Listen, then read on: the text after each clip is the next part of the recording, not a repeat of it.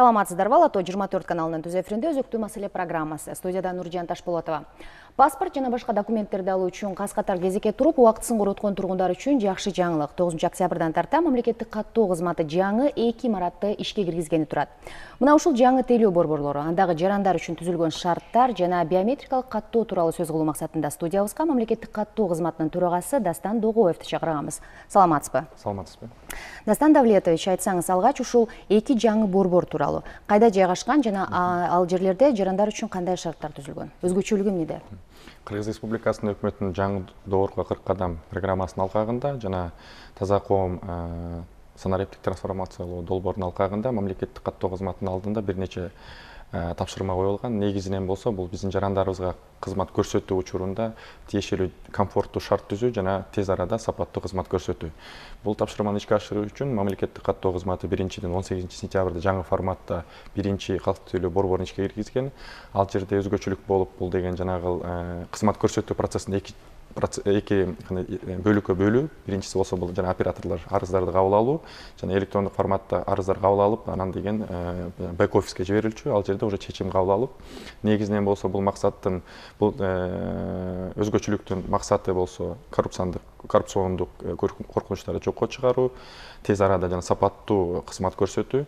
Андан тышкары биз дагы тиешелүү шарттарды, комфорттуу шарттарды жарандарга түзгөн болчубуз. Бул деген жанагы аянты чоң болуп, андан тышкары жанагы атайын системалар ишке кирип, негизинен болсо бул биздин балдарга жанагы кичинекей балдары бол энелерге тиешелүү шарттар түзүлгөн. Андан тышкары акысыз Wi-Fi системасы ишке кирген, электрондук кезек системасы ишке кирип, андан тышкары онлайн түрүндө кандай наразычылыктар болсо өзүнүн арыздарын калтыруу үчүн жарандарга атайын система кирген. Андан тышкары баягы көрсөтүлгөн кызматтын сапатына баа берүү системасы ишке кирди. Ошонун негизинде биздин премьер-министрибиз Исаков Сапар Жумакадович бергендей, азыркы убакытта 9 октябрда бул Октябрь жана Первомай районунда Медерово жана Жуке Пудовкина көчөлөрүнүн кесилишинде биринчи сон ачылат, дагы кошумча болуп, алда жаңы форматта иштеп баштайт. Анын да аянты деген 1300 квадраттык метрди түзөт. Алда ушундай жана өзгөчөлүктөр менен түзүлөт. Андан тышкары 3-чү сон болсо, калктуу тейлөө борбору бул Жаш гвардия бульварын менен Бакамбаева кесилишинде ачылат. Ал дагы 9 октябрдан баштап иштейт. Ошондуктан мен ушул учурду колдонуп, биздин жарандарга айтып кетет элем. Жана эски аэропорт буга чейин тейлөө жүргүзүп келген, жүргүзүп келген, алар жабылат. Ошондуктан ал өз ишин ошо эки жанагы борборлордо 9 октябрдан баштап кызматтарды көрсөтүп баштайт. Демек, жарандар 9 октябрдан тартып эски аэропорттун аймагындагы тейлөө борборуна барбай, өзлөрүнүн жашаган жерине жараша Медеров жана Жукеева Пудовкин көчөлөрүнүн кесилиши, анан дагы Жаш гвардия Бөкөнбаев көчөлөрүнүн кесилишиндеги тейлөө борборлоруна барып, паспорт, башка документтерин алса болот экен. Буга чейин наразычылыктар, түрдүү наразычылыктар айтылып келген да, кезекке туруу дагы, анан тейлөө кызматтарынын жагынан. Эми таптакыр жокко чыкпаса дагы бул жакшырса керек шарттар. Эми мисалы менен келтирип кетсем, азыркы убакытта биздин эки калктуу тейлөө борборубуз Бишкек шаарында жайгашкан. Алар күнүмдүк 4000ден тартып баштап 4000-5000 жарандарга кызмат көрсөтүүдө да. Ошондуктан алардын жана аянты, жанагы өзүнүн ичинде болгон процесстери, биздин кызматкерлер ошо тез арада сапаттуу түрдө кызмат көрсөтүүгө мүмкүнчүлүктөр аз болгондуктан, ошондуктан бизде жанагындай кезектер болуп атат да, ошол жанагы биздин жарандардын наразычылыктарын жаратып атат.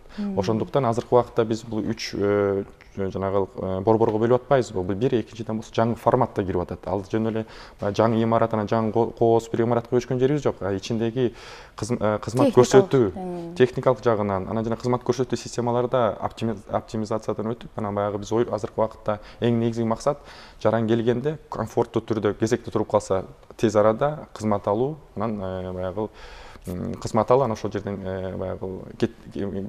баягы өзүнүн убактысын коротпостон кеткен баягы кызмат алуу системасын ишке киргизүү да. Ошондуктан азыркы убакытта эми баягы баарын жокко чыгаруу эмес, эми бара биз ойлойбуз, бул да жакшырат деп.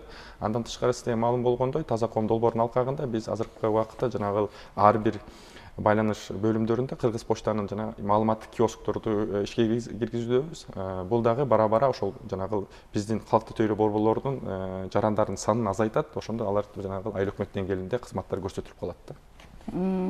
Анан дагы бир суроо, биометрикалык маалыматтарды алуу каттоо учурда токтотулбадыбы? Бунун себеби эмнеде, анан кайсы учурдан баштап кайрадан жандана баштайт?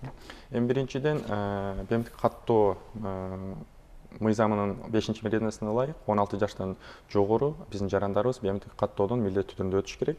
Азыркы убакытта республика боюнча 3.164.000 жаран каттоодон өттү.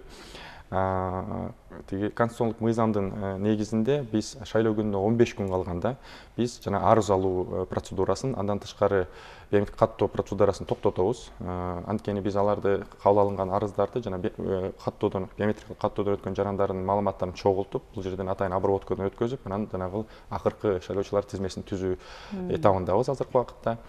Эми мыйзам боюнча биз шайлоо күнүнө 10 күн калганда акыркы шайлоочулар тизмесин борбордук шайлоо комиссиясына өткөзүп беришибиз керек. Бул ушул 4-октябрда бүгүн биз кечинде биз бул акыркы тизмени өткөзүп беребиз шайлоо комиссиясына. Ошондо бизде так маалымат даяр болот. Бирок мен азыркы убакытта болжолдоп айтып кетсем, акыркы тизмеге болжолдоп айтканда 3.028.000 шайлоочу кирди. Ошондуктан бул көрсөткүч эл аралык стандарттар менен караганда, мисалы атайын ушундай стандарттуу түрүндө же баягы жакшы көрсөткүч бар. Калктын санынын 50% шайлоочу болуш керек деген. Ошондуктан биз азыркы убакытта бул көрсөткүчкө жеттик. Мен ойлойм, бул жакшы бир жетишкендик деп. Биометрикалык баягы каттоо кайрадан качан башталат? Биометрикалык маалыматты топтоо. Биометрикалык каттоо жетишпей калгандар да бар да. Эми биометрикалык каттоо түйүндөрү президенттик шайлоо өткөндөн кийин кайра өз ишин баштайт. Бирок ага карабастан, мисалы биздин жарандар жаңы биометрик ID карта алып атканда, биометрик каттоодон өтө элек болсо, ошол эле учурда азыр деле өтсө болот. Азыр деле өтсө болот. Ал эми азыр учурда жаңы бир тейлөө кирбедиби? Жарандар паспорттарды тейлөө борборлоруна барбай эле үйүнө дагы буйртма менен алса болот. Эң туура, азыркы убакытта 18 сентябрдан тартып, бул дагы Сапар Жумакадыровдун тапшырмасы болчу. Биз 18 сентябрдан тартып ошо паспортду үйгө жеткизүү кызматын ишке киргиздик. Азыркы убакытта бул кызмат биздин жарандарыбызга республика боюнча ишке кирген. Анан бул кызматтын баасы 100 сом болуп бекитилген. Анан баягы биздин жарандар өзүнүн арызын калтырып атканда, үйүнүн болобу же өзүнүн бир кеңсенин дарегин калтырып койсо, жанагы Кыргыз почтанын кызматкерлери паспорт даяр болгондон кийин 1-2 күндүн ичинде, мөөнөттүн ичинде ошо паспорт ошо көрсөтүлгөн дарегеге жеткизип берет.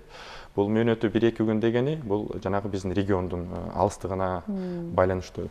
Ошондуктан мындай болжолдоп айтканда 14 иш күндүн ичинде паспортту үйгө жеткизип берет да. Эгер да жаран үйүнө паспортду ошо буйртма менен алууну кааласа, баягы өзү тууралуу маалыматты жеткизиш керек да. Компьютер аркылуу же кандай сайт аркылуу береби? Ал арызын калтырып атканда, жана биздин чоңго келип өзүнүн арызын калтырып атканда, ошол жерде өзүнчө бөлүк бар. Ал жерден биздин оператор кандай баягы сураганда, тиги жаран өзүнүн ыктыяры менен кааласа, анда кошумча болуп ошол жерде өзүнүн жана жеке маалыматын калтырат, дарек маалыматын, байланыш маалыматын. Ошонун негизинде ал электрондук түрдө Кыргыз почтанын кызматкери жетет. Анан паспорт даяр болуп анга өткөзүлгөндөн кийин ал ошол көрсөтүлгөн маалыматка таянып, анан жеткизип берет. Кызмат акысы 100 сом. Ооба. Эми президенттик шайлоого саналуу күндөр калбадыбы? Жана сиз айтып кеткендей, ошо борбордук шайлоо комиссиясына акыркы тизме бүгүн тапшырылат экен да? Бүгүн тапшырылат. Кандай бир баягы шайлоону тизмени тактоодо кыйынчылыктар болдубу? Чын айтканда, азыркы убакытта форма 2 арызынын саны 314.000 арызды түздү. Биз оюбузча бул аябай чоң кандайдыр бир көрсөткүч болуп эсептелет. Анткени мисалы 15-жылкы жогорку кеңештин шайлоосун салыштырсак, ал кезде 232.000 болгон. Ошондуктан бул президенттик шайлоодо 100.000ге көбүрөөк болду. Андан тышкары эми бирок ага карабастан биз техникалык жагынан, практикалык жагынан да биз мунга даяр болдук. Ошондуктан бүт кабыл алынган арыздардын баарын биз атайын обработкадан өткөзүп, анын баары тизмелерге кирди. Азыркы убакытта сиздерге маалым болгондо биз борбордук шайлоо комиссиясы менен биргеликте ошо тизменин сапатын жогортуу максатында көп иш алып бардык. Эми бизде ошондой ишенич бар. Азыркы убакытта бул шайлоочулар тизмеси жакшы бир жогорку сапатта деп. Андан тышкары 9000ден ашык операторлор, ошо идентификация кылуучу операторлор даярданып, окуудан өтүп, азыркы убакта алар даяр. Ошо шайлоо күнү идентификация кылуу үчүн. Андан тышкары биз 500 техникалык адистерди даярдадык. Алар ошол биздин идентификация кылуучу операторлорго шайлоо күнү көмөк көрсөтөт. Эми азыркы убакытта баары биз койгон графиктин негизинде өтүп атат. Андан тышкары сиздерге маалым болгондой, бул өкмөт деңгээлинде биздин атайын республикалык штабыбыз бар. Ошол жерде да тиешелүү тапшырмалар берилген. Азыркы убакытта эми толук камдуу биз даярдоо иш-чараларын көрүп жатабыз.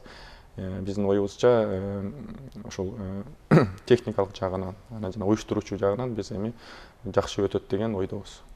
Анда Дастан Давлетович, бүгүн убактыңызды бөлүп бизге маек куруп бергениңиз үчүн сизге ыраазычылык билдиребиз. Урматтуу теле көрүүчүлөр, эфирде өзөктүү маселе программасы болду. Бүгүнкү биздин студиянын мейманы мамлекеттик каттоо кызматынын төрагасы Дастан Догоев болду.